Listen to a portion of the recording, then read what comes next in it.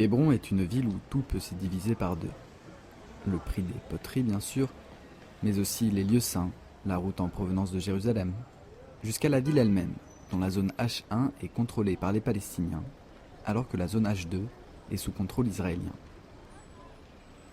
C'est Sohaïb, hébronite palestinien, qui va nous faire découvrir cette ville plus en profondeur. Bonjour, je m'appelle Sohaib Saada. Je suis d'Hébron en Palestine. J'ai étudié le sport en Algérie. Je pratique l'escrime comme un sport. J'ai participé aussi dans le club de monde à Athènes. C'est au cadre les Jeux Olympiques à Athènes en 2004. Je travaille aussi à Jawal. C'est une compagnie de télécommunications. Voilà. Moi, je suis né dans la vieille ville d'Hébron.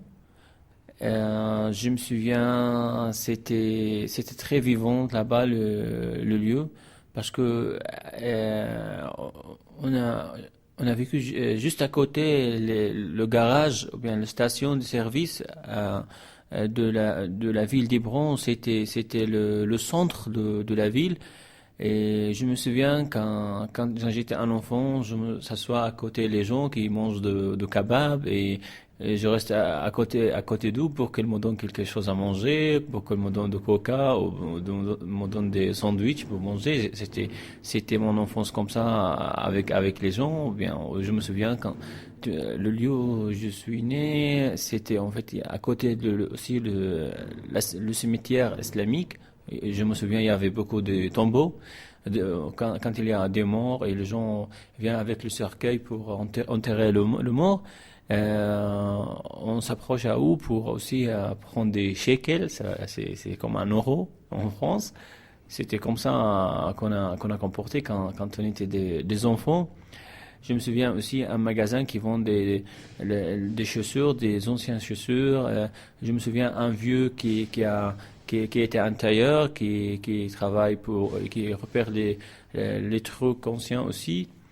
En fait, c'était magnifique les souvenirs dans la vieille ville, mais après l'occupation israélienne, l'armée israélienne elle a occupé la place. Et maintenant, c'est une base militaire, c'est une caserne militaire où il y a des colons aussi. Quand je reviens au passé un peu, en fait, ça blesse parce que le lieu où on était là-bas, c'était vraiment quelque chose très magnifique. Et maintenant, c'est comme un désert, hein. Il y a personne qui bouge. Il y a seulement les soldats, il y a seulement les colons. Le garage, il est changé maintenant à une base militaire. Le vieux tailleur, il est mort. Et maintenant, son magasin, c'est démoli. Et même la cimetière, il y a pas beaucoup de gens qui viennent pour enterrer leurs morts et ils recherchent des autres places. Chapitre 1. Hébron. Bon, pour le moment, c'est une ville de fantômes parce que il y a presque 2500 magasins qui sont fermés par l'armée israélienne pour des raisons sécuritaires. Avant, c'était la vie. Mais maintenant, c'est changé, surtout après la deuxième intifada, si tu veux. L'occupation israélienne, l'armée israélienne, elle a fermé la ville pendant 12 ans. Et tout est changé. Les gens ont quitté leur maison parce que c'était insupportable à vivre. Les rues, les petits chemins, les chemins couverts sont aussi fermés. Ils ont fermé le marché de légumes, le marché central de légumes et de fruits. Et maintenant, c'est une colonie et c'est seulement pour l'utilisation de colons. Tu vois, tous les magasins sont soudés par des méchants métalliques. Et tu regardes en face, il y a seulement des colons, des voitures de colons, quelques enfants aussi juifs qui jouent. Et tu continues, c'est complètement vide. Il n'y a pas des gens, des habitants ont quitté parce que, comme on a dit, c'est insupportable à vivre. Et maintenant aussi, par exemple, je suis un jeune de 25, 26 ans. Quand je descends à la vieille ville, l'armée israélienne va m'arrêter, elle va me demander des questions, peut-être elle me frappe. Qu'est-ce que tu vas faire? Pourquoi tu es ici? Est-ce que tu as été prisonnier? C'est que quand tu entres à la mosquée, il y a une porte électronique et tu en passes aussi par deux, trois portes électroniques. Si comme tu entres dans une centrale nucléaire, c'est la même chose. Et là, tu vas accéder à une mosquée, c'est pas un centre nucléaire. Chapitre 2. Les colons israéliens. En fait, il n'y a pas de contact, de vrai contact avec les colons. De temps en temps, quand il y aura des occasions, peut-être on parle avec des colons, mais c'est pas pour établir des relations ou faire des relations amicales, non, mais seulement par exemple, si tu veux, c'est un bagarre verbal. C'est qu'est-ce que vous faites ici, pourquoi, qu'est-ce que tu es, ils nous insultent parfois. Et parfois, il y a on essaye de négocier avec des colons pour savoir pourquoi ils sont là, qu'est-ce qu'ils font, qu'est-ce qu'ils croient. Mais c'est intéressant aussi de voir leur point de vue. Moi, j'ai remarqué que les colons, surtout dans la vieille ville, sont très fanatiques, extrémistes. Ils n'aiment pas les Arabes, ils sont des gens qui croient qu'ils sont leur supériorité, qu'ils sont supérieurs à tout le monde, qui sont là pour protéger Abraham ou bien pour protéger la ville sainte d'Hébron. Et ils disent toujours il faut tuer les Arabes, il faut bon, couper la gorge des Arabes. Hébron, c'est à nous. C'est vraiment des gens qui s'éduquaient à la haine. Chapitre 3. Le retour en Palestine. Moi, j'ai trouvé il y a beaucoup de changements. J'ai remarqué qu'il y a des gens qui ont monté. J'ai remarqué qu'il y a des gens qui sont devenus des millionnaires pendant la guerre. C'était quelque chose de très bizarre. Je sais pas, je veux pas dire qu'ils sont des commerçants de guerre. Bon, c'était bizarre. En même temps, j'ai remarqué qu'il y a beaucoup de gens qui sont devenus des très pauvres. Ça veut dire, si tu veux, la classe pauvre s'agrandit, aussi la classe riche aussi s'agrandit. Bon, dans la société palestinienne, en fait, ce que j'aime pas, c'est beaucoup de gens qui ont des diplômes, beaucoup de gens ont des doctorats, des masters, des choses comme ça. Au lieu de participer à la construction de la société palestinienne, ils font le contraire. Par exemple, dans les universités, moi j'ai travaillé à l'université ici, à Hébron. J'ai fait beaucoup des activités sportives pour les gens, pour les garçons, pour les filles, bon, les étudiants et les étudiantes. J'ai remarqué qu'il y a beaucoup de gens qui ont m'empêché de continuer mon travail, une stratégie que j'aimais pour développer le sport, au lieu de laisser les étudiants et les étudiantes de passer du temps comme ça pour rien.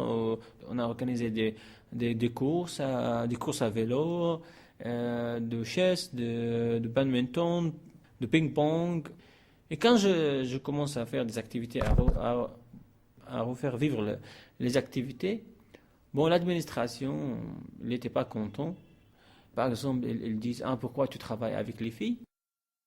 Chapitre 4. La religion. Ah, la religion. De temps en temps, je fais la prière. Je ne suis pas pratiquant, si tu veux, hein, je suis régulière, mais je fais la prière. Bon, en fait, si je me souviens, moi, quand j'étais un enfant, moi, j'ai sorti avec des religieux. On est sorti dans les mosquées, on est sorti dans les mosquées pour appeler les gens à pratiquer la prière, salat, de conseiller les gens pour retourner au Dieu et tout ça. J'ai étudié beaucoup de doctrines, surtout ici en Palestine, nous sommes des sunnites, mais si tu veux, il y a beaucoup de branches, beaucoup de doctrines, beaucoup de courants. C'est comme partout, hein, c'est comme en France, il y a l'orthodoxe, il y a le catholique, il y a... Mais si tu veux ici, la religion, elle est très politisée. C'est-à-dire, la religion, c'est la place de religion dans ma vie. C'est-à-dire, il y a une grande influence de la religion dans ma vie. Pour moi, la religion, c'est l'identité, si tu veux. C'est l'identité, c'est une identité. Chapitre 5. Les Israéliens et les Palestiniens. Avant le massacre contre les Juifs à Hébron en 1929, il y avait un massacre ici, le massacre de 68 victimes. Avant ça, les Juifs, ils vivaient en Palestine, à Hébron, surtout en paix, solidaires avec les gens, ils parlent la même langue, tout ça. Il y avait plus que 1000 Juifs à Hébron. Pendant le massacre de 1929, les voisins arabes, ils ont protégé la majorité des voisins juifs. Ils ont protégé plus que 800 juifs dans leur maison.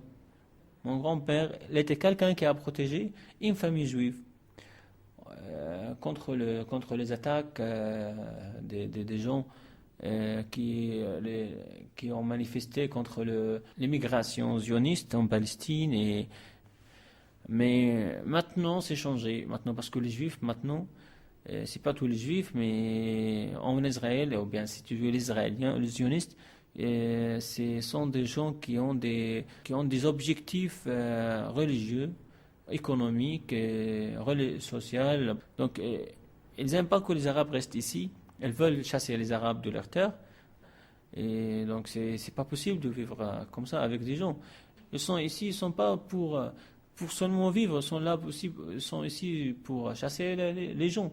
C'est la socialisation qu'ils ont appris pendant leur enfance, dans les écoles et tout ça. Surtout c'est la politique qui joue un rôle ici. Les Juifs sont des gens normaux, comme tout le monde, comme les chrétiens, comme les bouddhistes, comme les musulmans, comme tout le monde. Moi, je me souviens, mon père, il a travaillé avec un rabbin. Ils ont vendu les bouteilles de gaz ensemble. Et je me souviens les photos de mon père avec le rabbin juif. Hein. Et aussi, le rabbin juif, il était avec son fils. Ça veut dire c'est une famille qui vient travailler avec notre famille.